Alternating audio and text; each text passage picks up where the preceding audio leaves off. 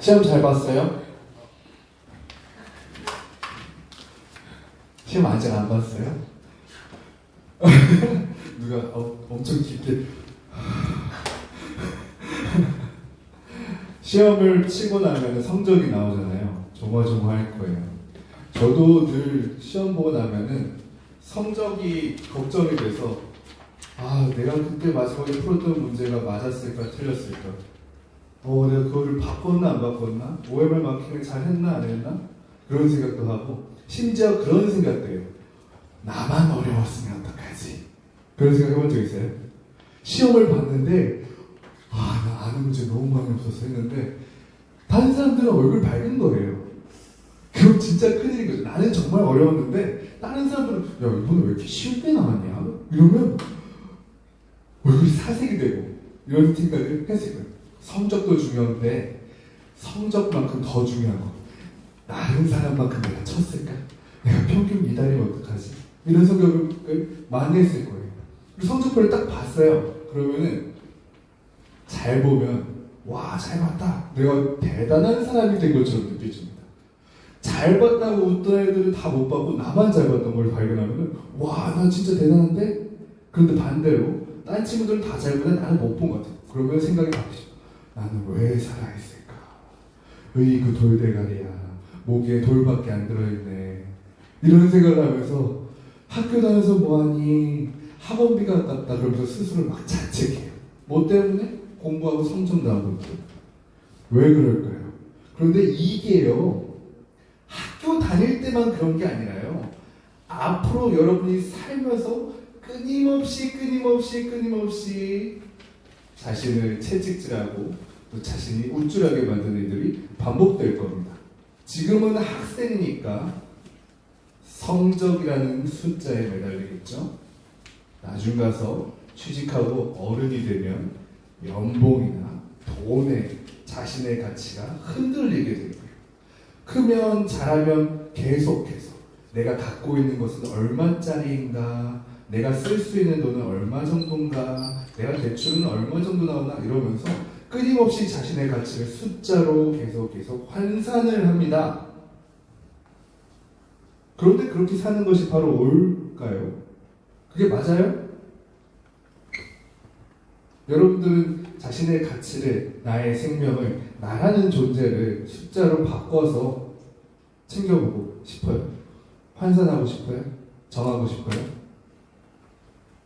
실제로 하나님께서는 우리 친구들을 숫자로 막 이렇게 만드시지 않았어요. 그런데 세상 사람들은 숫자로 정리하는 걸 참 좋아해요. 그렇게 하면 편리하거든요. 간단하거든요. 그리고 심지어 통제하기도 쉽거든요. 그런데 그렇게 숫자에 대해서 사는 것이 여러분들에게 주어진 삶이 아니라 그 이상으로 여러분들에게 계획하신 하나님의 말씀이 있다는 것을 기억했으면 좋겠어요.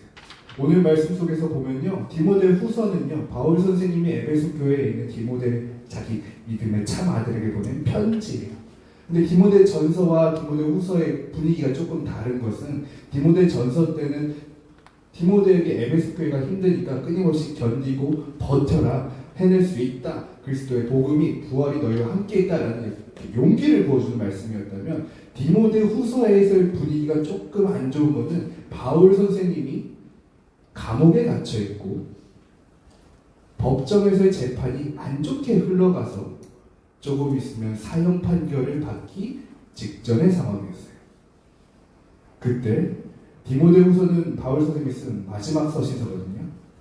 그런데 그 디모데후서에 이렇게 기록되어 있습니다. 디모데야, 이 감옥에서 내가 겨울을 보내는데 날 위해 두꺼운 옷을 가져다 다오. 그리고 양피지에 기록된 내가 썼던 것들을 가져다 다오 라고 이야기합니다. 바울 선생님이 첫 번째 이야기했던 건 두꺼운 옷이었어요. 왜냐면요, 겨울이 왔을 때 감옥에서 죽을 지경이었거든요. 살기 위해서, 도와주기 위해서 그 멀리 있는 디모데에게 편지를 쓸 수밖에 없었어요. 왜 그 멀리 있는 디모데에게 편지를 썼을까요? 바울 선생님 근처에도 많은 사람들이 있었잖아요. 옷 정도는 누구한테나 얘기해서 다 받을 수 있는 거 아니에요? 그런데 바울이 끊임없이 감옥에 갇힘으로 인해서 바울을 따라했던, 바울과 같이 다녔던, 바울과 힘을 합쳤던 사람들 모두가 바울을 떠났습니다. 왜냐? 아니, 하나님의 말씀을 전하는 사람이 저렇게 불행해서야 하나님의 축복에 같이 하는 거 맞아? 저 사람 사도 맞아? 하면서 바울을 무시하고 오히려 미워했고 오히려 바울을 욕하면서 자신들이 오히려 정당한 사도라고 권위를 내세웠어요.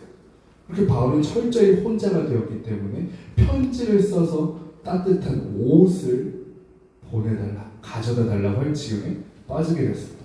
바울이 지금 얼마나 큰 위기인지 알겠죠? 그런데 바울이 했던 말이 그 위기 속에서 내가 힘들다, 괴롭다, 나를 도와달라가 아니라 끊임없이 디모데에게 얘기합니다.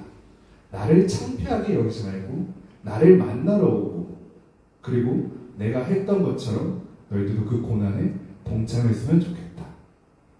왜냐하면 자신이 고통받는 것이 그냥 내가 괴롭힘을 받고 낮은 사람이 되고 그런 것이 아니라 하나님 앞에 군사가 돼서 내가 열심히 훈련받는 중이고, 내가 운송선수로서 열심히 연습하고 단련하는 중이고, 내가 농부로서 풍년을 위해서 끊임없이 밭을 가는 것과 같은 고난을 겪고 있다 라고 이야기했어요. 왜냐?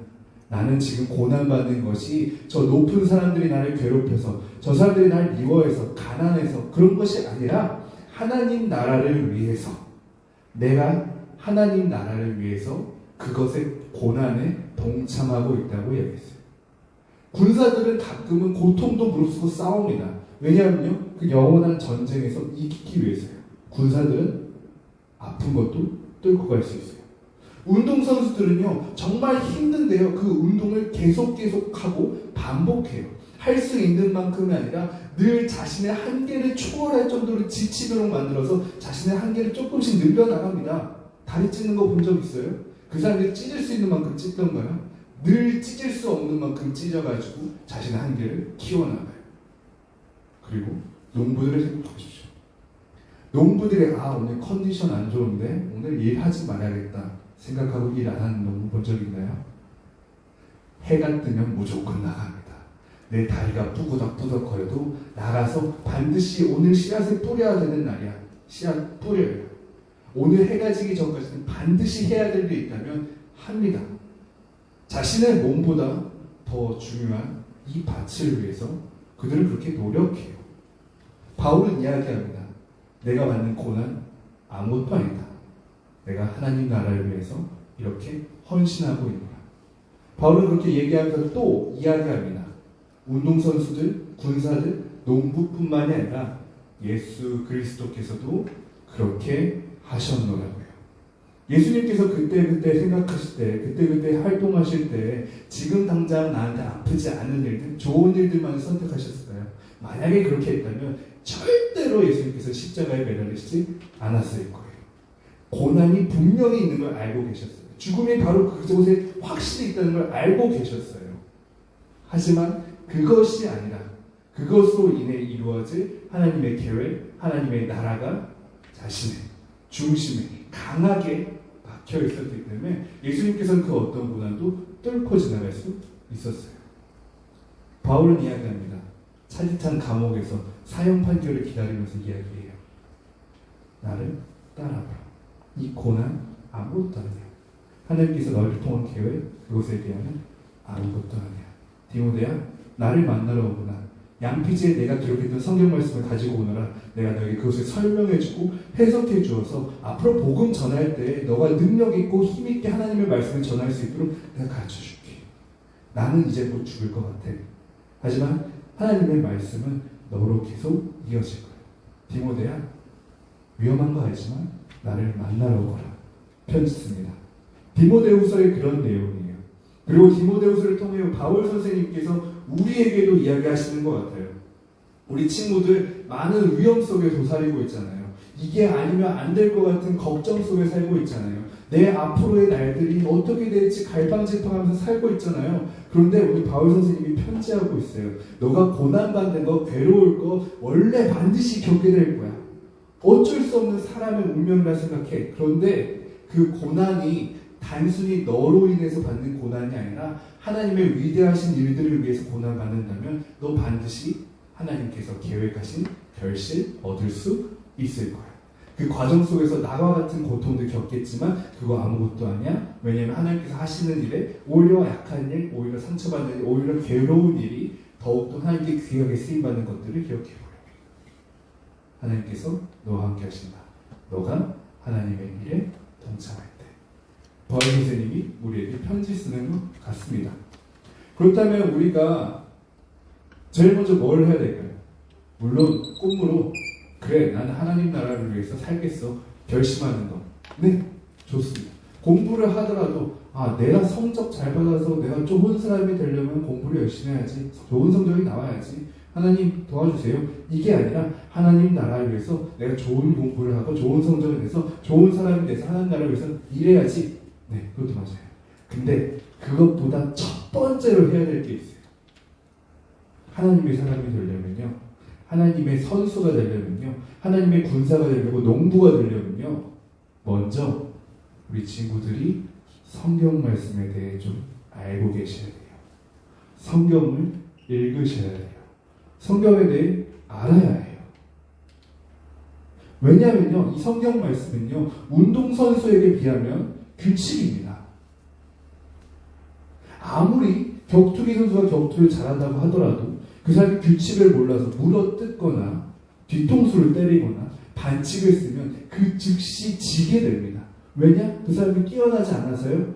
그 사람이 열심히 하지 않아서요? 규칙을 몰라서요. 전쟁을 할 때도 규칙이 얼마나 중요한지 몰라요. 먼저 선전포고를 한다, 민간인을 보호한다, 간호장병들이나 의료군들은 공격하지 않는다. 이런 것을 어기면 그 전쟁을 아무리 그 사람이 잘하고 전략적으로 잘 움직였다고 하더라도, 많은 사람이 하더라도 모든 사람들, 세계 모든 사람들이 적이 되고 전쟁에서 결국 지게 될 겁니다. 왜? 힘이 없어서요? 아니요. 규칙을 몰라서요. 농부도 마찬가지예요. 얼마나 많은 시간, 얼마나 큰 힘을 노력한다고 해서 씨앗을 뿌리고 밭을 간다고 하더라도 그 방법에 대해서 모르면 아무 의미 없을 거예요. 겨울에 씨앗 심고 여름에 밭 갈고 가을에는 다 썩어있고. 왜냐? 모르니까. 우리 친구들도 하나님의 사람으로서 살려면요, 하나님 나라를 위해서 일하려면요, 하나님의 마음에 대해서 알아야 되고요, 하나님의 규칙에 대해서 알아야 되고요, 하나님의 방식에 대해 알 수 있어야 돼요. 그러려면 우리 친구들이 성경 말씀을 읽어야 됩니다. 우리 친구들 성경책 한번 이렇게 들어볼까요? 네, 성경책은 이런 책입니다. 이 성경책은요, 여러 가지 모양으로 변화를 거쳐왔어요. 이 성경책이 처음에는 각기 다른 책들로 다 나눠져 있었어요. 옛날에는 두루마기 모양이었을 거예요. 근데 이 성경 말씀의 구약 39권, 신약 27권 합쳐서 66권을 딱 하나님의 말씀으로 딱 정했어요. 이거는 하나님의 감동으로 기록된 성경 말씀입니다. 그 외에는, 그전에는 여러 가지 성경책들이 여러 가지가 있었어요. 66권 외에도 그 외에 외견이라고 하는 것들이 많이 있었는데, 불확실한 것들은 다 빼고 확실한 것들만 모아서 66권 하나님의 말씀으로 정해놓았습니다. 왜냐? 읽기 쉽도록. 이렇게 다 퍼져 있으면 어쩔 때 보면 잘못된 성경을 읽을 수도 있고 잘못된 성경 말씀에 속을 수도 있잖아요. 그렇게 되지 않도록 66권에 딱 정해서 딱 모았어요. 왜냐? 읽을 수 있도록. 그런데 이 성경 말씀이 점차 다른 모습으로 변하게 됐어요. 우리가 보면요, 장과 절이 있어요. 오늘 말씀도 3장 13절부터 17절까지잖아요. 이 절은 왜 있는 걸까요? 이 장은 왜 있는 걸까요? 처음에는요, 읽기 쉽게 만들려고 이렇게 장과 절을 썼어요. 누가 편지에다가 숫자를 이렇게 써요. 한 문장마다. 바울 선생님이 이 숫자를 썼을까요? 디모데야, 3장 시작한다. 아니었겠죠? 우리가 읽기 쉽게 하도록 숫자를 매겼어요. 왜냐? 우리가 한 번에 못 읽고 그때그때 다른 부분을 읽으니까. 근데 우리는 이것을 읽기 위한 용도로 쓰는 것이 아니라 예배 때 용어로 써요. 이 성경 말씀은요, 책이고요, 편지고요, 하나님의 마음입니다. 여러분이 이거를 예배 시간에만 본다면 여러분들은 그 시간에만 하나님의 사람일 거예요. 그런데 이 성경 말씀은요, 여러분들에게 보낸 편지입니다. 여러분들에게 기억했으면 좋겠다는 하나님의 간직하는 마음입니다. 우리 친구들이 이것을 간직할 뿐만이 아니라 읽었으면 좋겠어요. 그리고 그 말씀대로 지켰으면 좋겠어요. 16절 한번 읽어볼게요. 모든 성경은 하나님의 감동으로 된 하나님의 감동입니다. 번역에 따라서 하나님의 호흡, 하나님의 숨으로 살아나게 된 이 성경 말씀은 단순히 사람이 쓴 것이 아니라 하나님께서 마음을 담아서 호흡을 담아서 살아나게 하신 말씀이에요. 그리고 교훈과 책망과 바르게 함과 위로 교육하기에 유익하니 교훈, 우리 친구들이 어떻게 해야 될지 잘 모를 때, 잘못했을 때 바로 잡아줄 수 있는 교훈, 책망, 틀렸을 때 돌아올 수 있게 하도록 바르게 함과, 계속 같은 말이 비슷한 것 같아요. 올바르지 않을 때 바르게 함과 위로 교육하기, 올바른 길로 가도록. 바울 선생님이 이 말씀에 대해서 얘기할 때 이 하나님의 감동으로 된 것은 예배용이다라고 한 말은 없었어요. 교훈, 책망, 바르게 함과 위로 교육하기에 유익하니 우리 친구들이 어떻게 살아야 될지 고민될 때 찾아보는 책이 성경책입니다. 내가 올바르게 살고 있는가 생각할 때 보는 책이 성경입니다. 저 사람에게 올바른 길을 제시해줄 때 봐야 되는 책이 성경입니다. 내가 하나님의 사람으로 살게 하는 방법이 기록된 책이 성경입니다. 우리 친구들이 성경 말씀을 계속 끊임없이 읽었으면 좋겠어요. 외웠으면 좋겠어요. 지켰으면 좋겠고요. 살았으면 좋겠고요. 가르쳐줄 수 있었으면 좋겠어요. 단순히 성경 말씀뿐만이 아니라 이렇게 사는 거란다. 바울 선생님이 했던 것처럼 그렇게 가르쳐줄 수 있었으면 좋겠어요. 이는 하나님의 사람으로 온전하게 하며 모든 선한 일을 행할 능력을 갖추게 하려 함이라.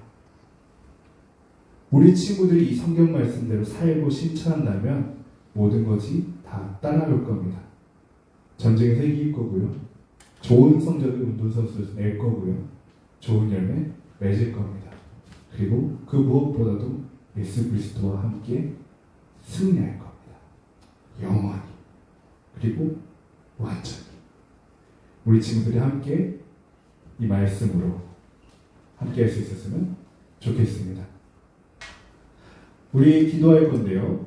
우리 성경책에 손을 한번 얹어봅시다. 성경책 한번 만져보세요. 쓰다듬어 보세요.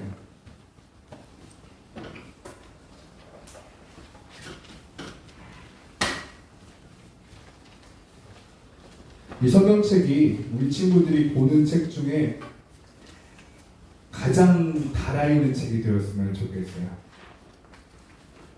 사람들은 이런 거 하잖아요. 수능을 끝나고 났더니 문제집이 내 키만큼 쌓였어요.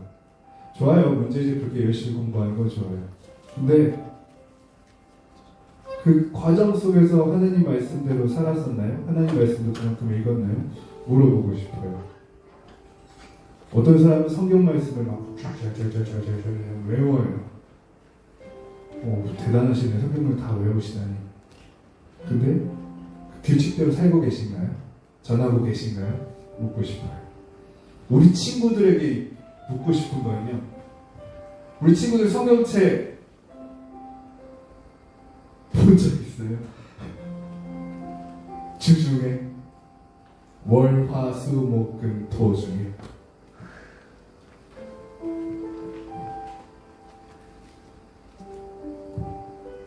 성경 보는 거 쉽지 않은 거 알고 있어요.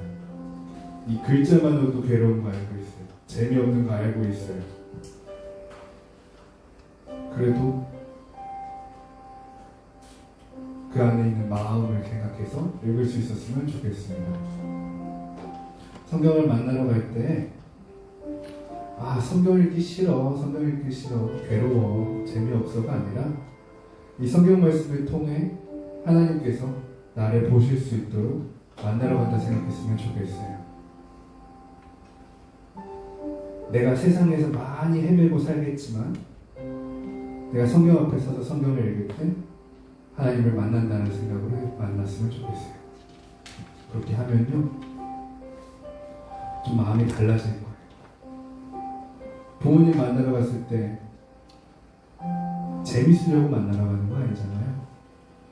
부모님 만나러 갈 때 뭔가 단순히 목적이 있어서 가는 거 아니잖아요. 부모님이 날 보실 수 있도록 나 이렇게 잘 지내요. 마찬가지로 하나님 말씀도 그냥 볼 수 있었으면 좋겠어요. 오늘 아침에 그냥 성경 말씀 보고 출발했으면 좋겠어요. 점심시간에 그냥 성경 말씀 볼 수 있었으면 좋겠어요. 저녁에 아무 예 없이 그냥 성경 말씀 볼 수 있었으면 좋겠어요. 자기 전에도 자다가도 그렇게 매일매일 매순간 매순간마다 그냥 성경 말씀 볼 수 있었으면 좋겠어요. 하나님의 사람으로서 내 안에 이 말씀이 좀 더 굳건해질 수 있도록 한번 눈 감아 봅시다.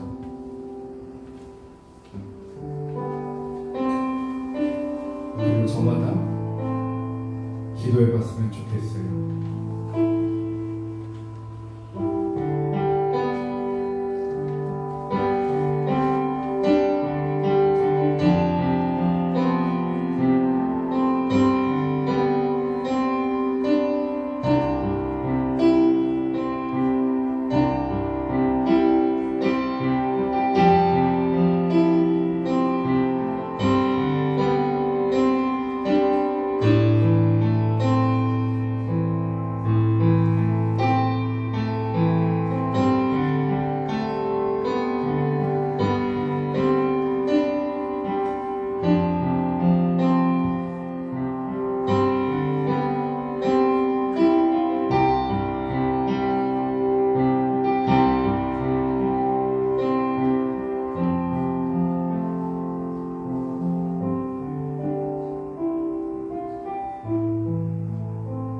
하나님 우리 친구들을 더 굳건하게 되어질 수 있도록 축복하여 주시옵소서.